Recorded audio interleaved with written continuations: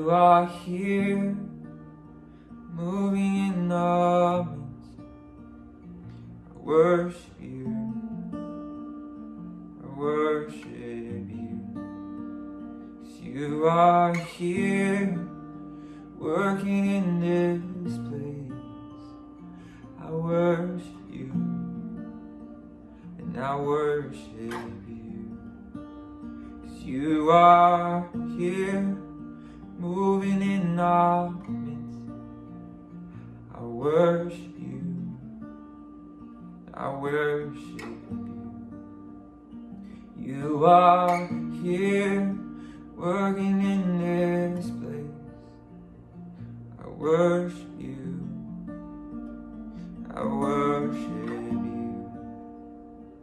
'Cause you are waymaker, miracle worker, promise keeper, light in the darkness. My God, that is who you are. 'Cause you are waymaker, miracle worker, promise keeper, light in the darkness. My God, that is who you are. 'Cause you are here, touching every heart. I worship you, and I worship you. You are here, healing every heart. I worship you, I worship you. You are here, turning lives around. I worship you, I worship you. 'Cause you are here, mending every heart. Yes, I worship you, yes, I worship you. 'Cause you are waymaker, miracle worker, promise keeper, light in the darkness. My God, that is who you are. 'Cause you are waymaker, miracle worker, promise keeper, light in the darkness. My God, that is who you are. 'Cause you are waymaker, miracle worker, promise keeper, light in the darkness. My God, that is who you are. 'Cause you are waymaker, miracle worker, promise keeper, light in the darkness. My God, that is who you are. Oh, that is who you are. That is who you are. That is who you are. That is who you are.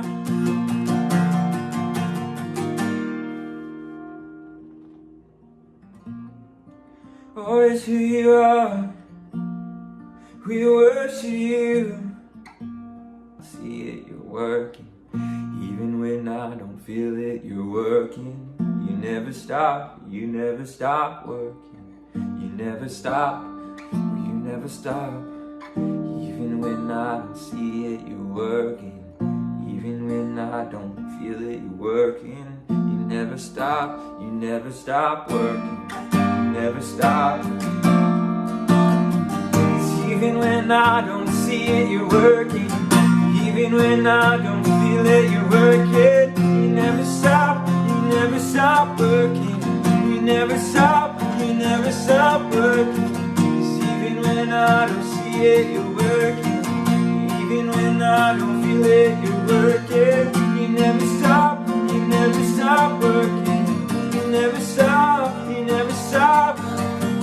Waymaker, miracle worker, promise keeper, light in the darkness. My God, that is who you are. 'Cause you are waymaker, miracle worker, promise keeper, light in the darkness. My God, that is who you are. That is who you are.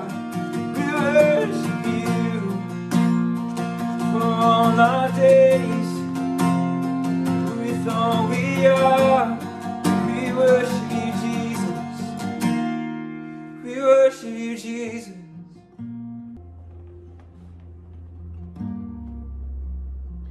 'Cause you are waymaker, miracle worker, promise keep, light in the darkness. My God, that is who you are. 'Cause you are waymaker, miracle worker, promise keeper, light in the darkness. My God, that is who you are. That is who you are. We worship you, Jesus.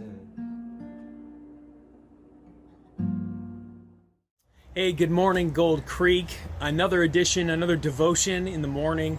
And what I want to do this morning is go back to like Simpleville. I want to talk about a super simple but hopefully profound subject. It's in our one-year Bible. It's in the Old Testament where we're at today. And we are in 1 Kings chapter 22. And this is the time, I'll kind of briefly summarize the story, and then we'll go to the actual verse that I was thinking about.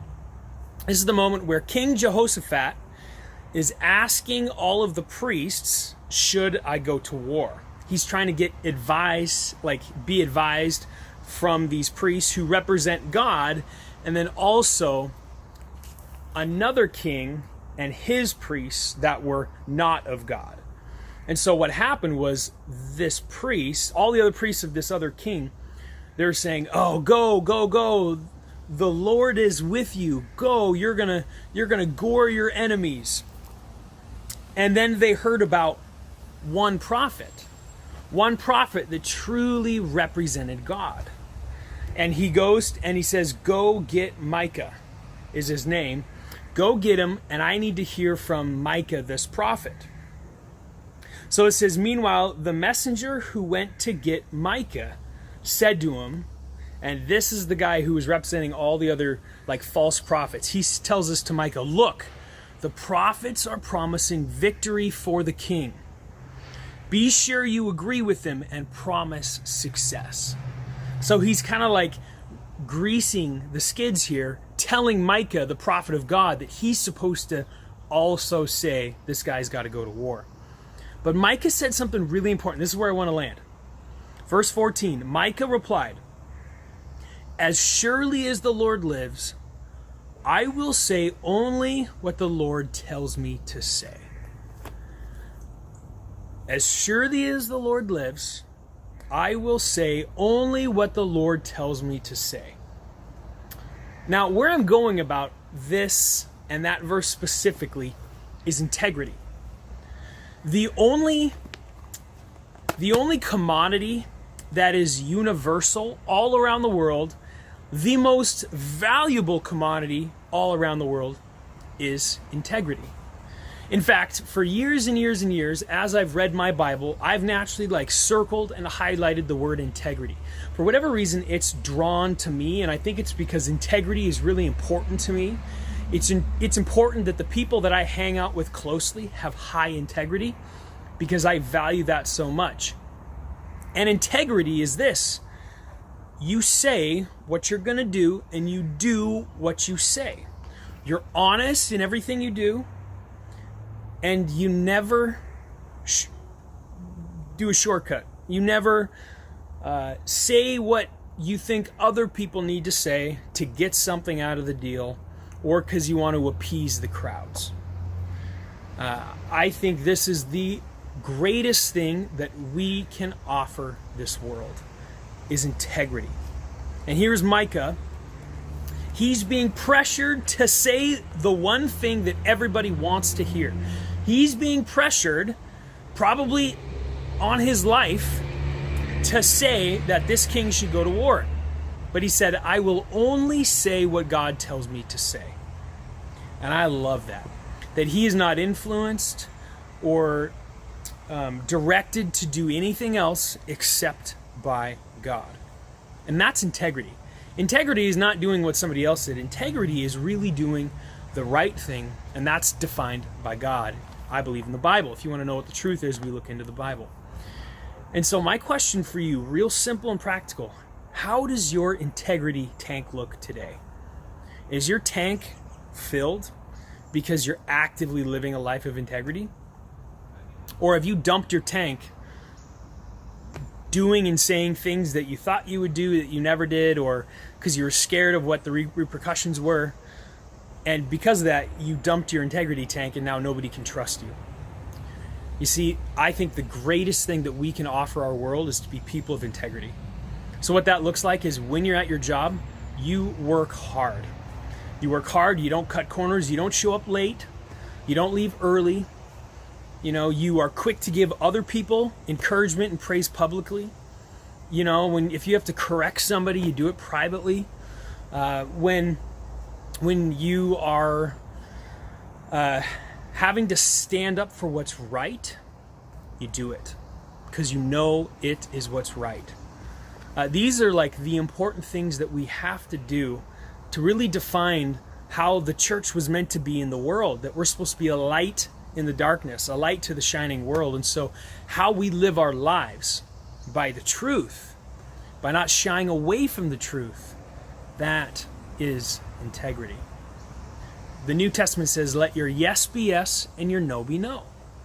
If you're not going to make an appointment, don't bail. Don't skip out.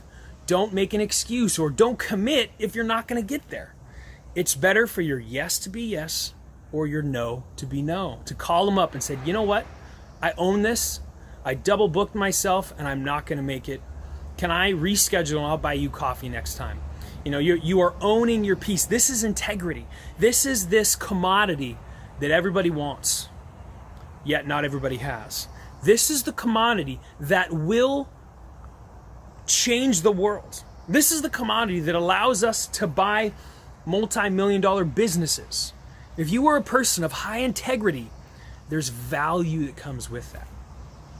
So again, my real simple question to you this morning is, what does your integrity tank look like? Is it full? Are you a man or woman who tries their best, right? This does not mean we're perfect, but are you trying your best to be a person of faith and letting your yes be yes and your no be no? And the other part of integrity is saying what only God says. So what that means is there's a lot of stuff right now in our world that's saying we're supposed to be doing and saying something. Well, the only thing that I want to say or do is what the scriptures tell me to do. Nothing else. That's integrity also. This is a word that has always been ringing around in my head. The worst day of my life is the day that I dump out my integrity tank for something stupid.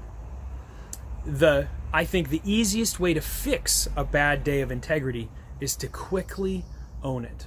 Seek forgiveness.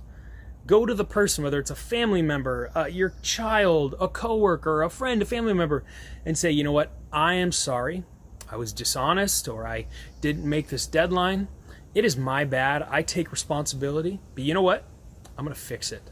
I'm going to do what I need to do to make sure that that wrong has been righted. That's integrity. That is the most valuable thing we can offer this world.